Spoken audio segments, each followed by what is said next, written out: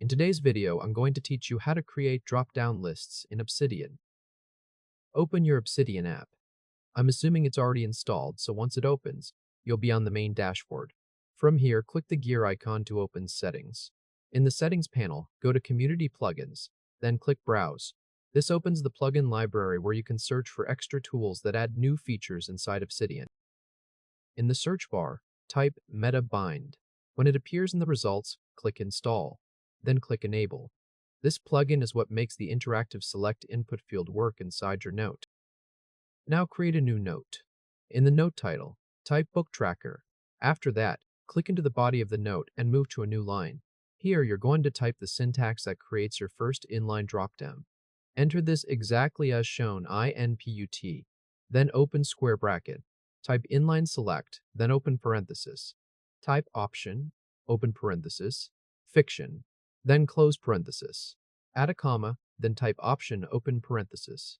Non-fiction, close parenthesis. Add another comma, then type option, open parenthesis, science, close parenthesis. Close the inline select parenthesis. Then type :genre, and close the square bracket. Follow the format exactly as you see it on screen.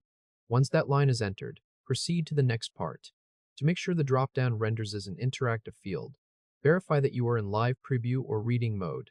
When that mode is active, the menu appears directly in the text instead of showing only the raw syntax. Click the dropdown and choose non-fiction.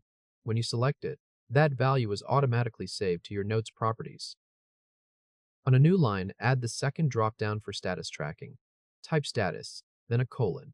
After the colon, enter input, open square bracket, inline select, open parenthesis. Type option, open parenthesis, to read, close parenthesis. Add a comma, then option, open parenthesis, reading, close parenthesis.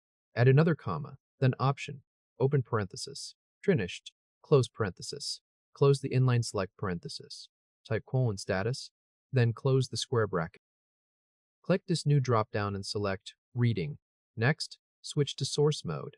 Here you can confirm that the YAML front matter has been updated with your selections, showing genre as non-fiction and status as reading.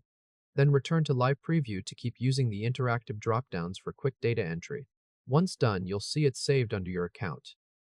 You've successfully created dropdown lists in Obsidian. If this helped, hit like and subscribe for more quick tutorials. Go ahead and try it now on your end. Congratulations!